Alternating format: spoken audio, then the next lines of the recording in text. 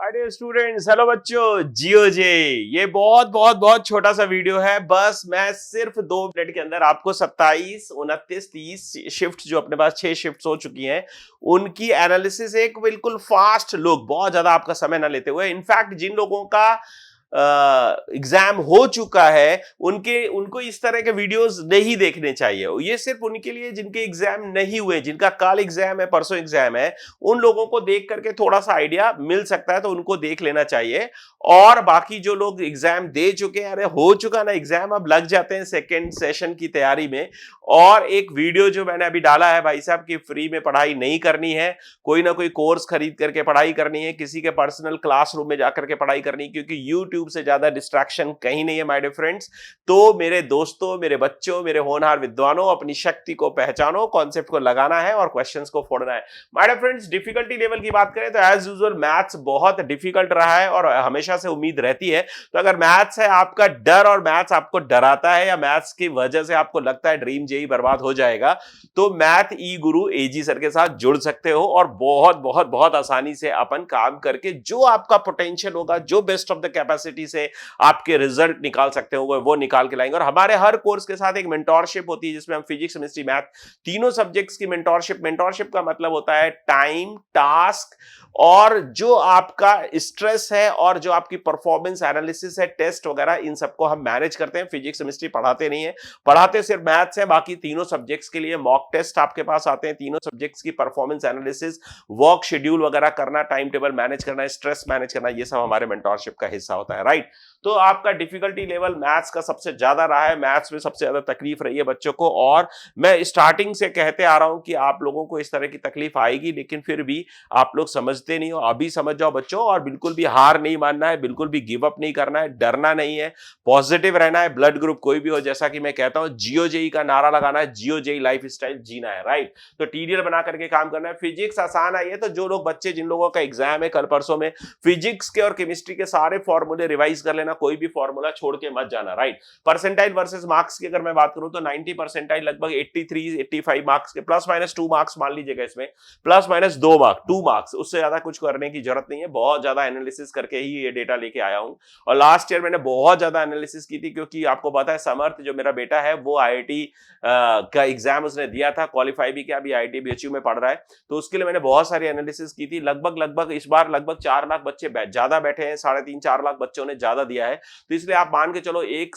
से 1.25 परसेंटाइल ऊपर जाएगी, मतलब 1 से 1.25 नहीं, कम मार्क्स पे परसेंट, मतलब ज्यादा मार्क्स पे कम परसेंटाइल आएगी, ऐसे समझो, मोटा मोटा आइडिया अगर गणित की बात करें तो 90 परसेंटाइल पे 83 मार्क्स, 90 परसेंटाइल 83 मार्क्स पे आ रहा है, 95 परसेंटाइल 105 मार्क्स पे आ रहा है, 98 परसेंटाइल 162 165 के आसपास बनता हुआ दिखेगा, और 99 परसेंटाइल 175 मार्क्स के आसपास होगा। इससे ज्यादा नहीं होगा, क्योंकि डिफिकल्टी लेवल काफी है, राइट। दूसरा, अपन अगर मैथ्स के एनालिसिस की बात करें, केमिस्ट्री में ऑर्गेनिक केमिस्ट्री थोड़ी सी ज्यादा आ रहा है, फिजिक्स में बहुत फॉर्मूला बेस्ड क्वेश्चंस आ रहे हैं, 4 5 6 क्वेश्चंस को अगर छोड़ दिया जाए तो बाकी प्रॉब्लम्स फॉर्मूला बेस्ड है। तो फिजिक्स में कोई भी फॉर्मूला नहीं छोड़ना चाहिए। मैंने आपको इंपॉर्टेंट टिप्स में भी लिखा हुआ है, रिवाइज ऑल द फॉर्मूले and tips for physics and chemistry specially. Maths में जो बढ़िया टॉपिक्स हैं आपको उनको और बढ़िया करके जाइए, थोड़ा सा रिवाइज अच्छे से करके जाइए, क्योंकि कुछ टॉपिक्स जो आपके बहुत बढ़िया है, कुछ चैप्टर्स जो आपके बहुत बढ़िया, उन्हीं में से क्वेश्चंस बनाने का मौका आपको मिलेगा। मैथ्स में जनरली 5 6 क्वेश्चंस पे लोग सबमिट जा रहे हैं, 10 से 12 क्वेश्चंस ट्राई कर पा रहे हैं,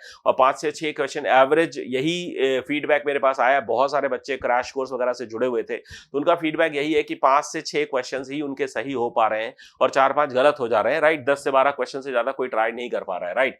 तो इन ये एवरेज बच्चों की बात करें, टॉपर बच्चों की बात नहीं कर रहे हैं, राइट। तो definite integration, sequence and series, जैसा कि मैंने आपको 7 वन शॉट 199 में लॉन्च किया था, उसमें जो 7 वन शॉट्स थे, जो मैंने बोला था, definite integration, integration, sequence and series, quadratic complex, definite determinant and matrices, vectors and 3D function and relations. Start से एक क्वेश्चन आ रहा है, आसान आ रहा है, बाइनोमियल में भी क्वेश्चन एक फंस रहा है, पीएनसी एंड प्रोबेबिलिटी से क्वेश्चन फंस रहा है, कोनिक्स से क्वेश्चन फंस रहे हैं, और बहुत सारे ऐसे क्वेश्चंस, ऐसे टॉपिक्स से भी क्वेश्चंस आए जो डिलीटेड है माय डियर फ्रेंड्स। तो अगर डिलीटेड में से आपने कुछ पढ़ रखा है तो उसको पढ़ के जाइए। टेंजेंट और नॉर्मल के फॉर्मूले जरूर देख लीजिए, T=S1 जो मिड पॉइंट वाला फॉर्मूला होता है। मैंने कोनिक सेक्शन का जो वन शॉट डाला था, जिसमें मैंने क्वेश्चंस भी किए थे, थ्योरी भी किए थे कोनिक सेक्शन की, उसमें मैंने S1 को टच भी किया था और मैंने बोला भी था यहां से क्वेश्चन बन सकता है। तो ऐसे बहुत सारी बातें, लेकिन वो सारे शिफ्ट हो जाने दीजिए, फिर मैं आपके पास एक वीडियो ऐसा लेकर के आऊंगा जिसमें मैं बताऊंगा आपको कि कितने सारे क्वेश्चंस मेरे थोड़े से पढ़ाए हुए या थोड़े से वीडियोस जो फोड़ू वगैरह डाला था मैंने